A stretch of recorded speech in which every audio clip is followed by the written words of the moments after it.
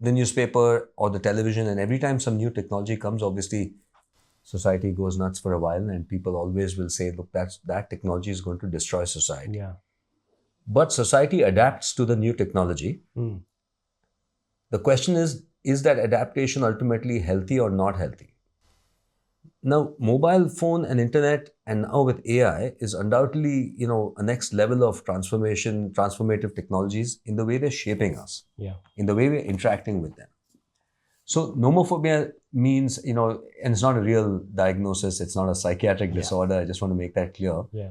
And I just, actually, I want to underline that in my field, there's a tendency to just, you see certain symptoms and you give it a Latin name and you call it a disorder.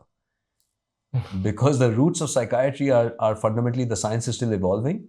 We are the only medical field that currently mainly diagnoses on the basis of symptoms, not underlying disease. Other medical illnesses are very different. Yeah.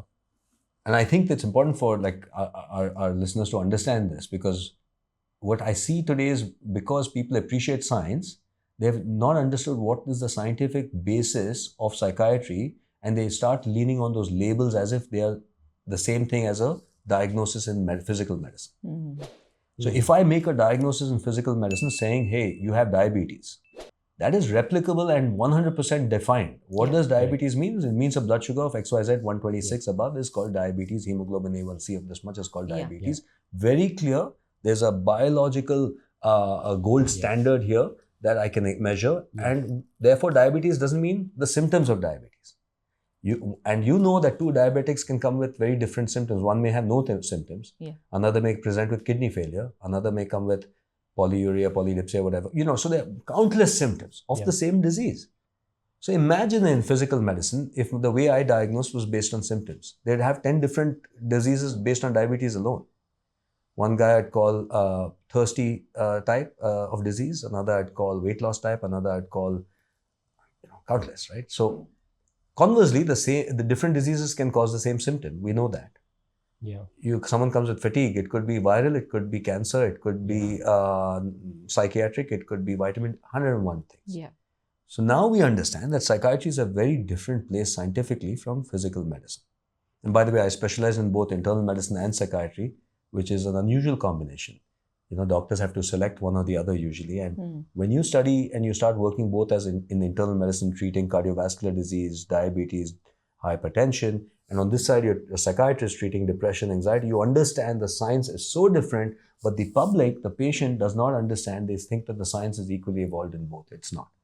So coming back to this, what is a diagnosis in psychiatry? Right now, where we are in the sciences, guys, let's figure out what's going on in the brain, what's going on in the body. For now, we know that certain people get, for example, sadness, low appetite, low energy, which we will call major depressive disorder. And now we will study whether there are subtypes, etc. There's something called bipolar, there's something called anxiety. So while the science is like that, it opens up, and there's a saying I love for my field, which is, where facts are few, experts are many. Where the science is weak, people will jump in with pseudoscience.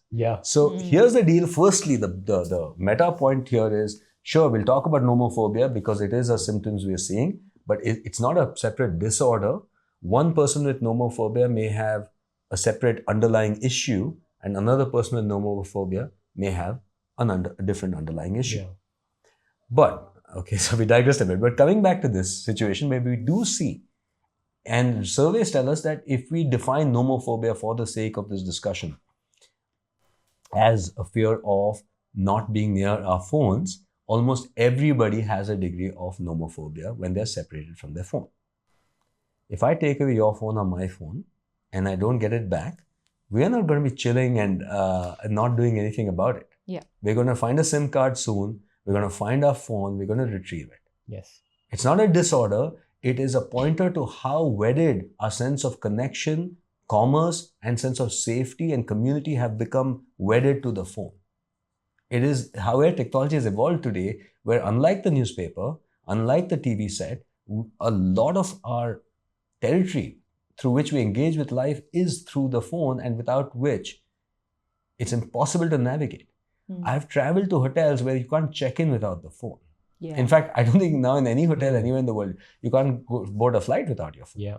You can't Exactly. probably buy. No one has cash. I mean, we use. So I mean, talk to our loved ones. We know what I mean. Everybody knows that. Yeah. Therefore, it's not anxiety.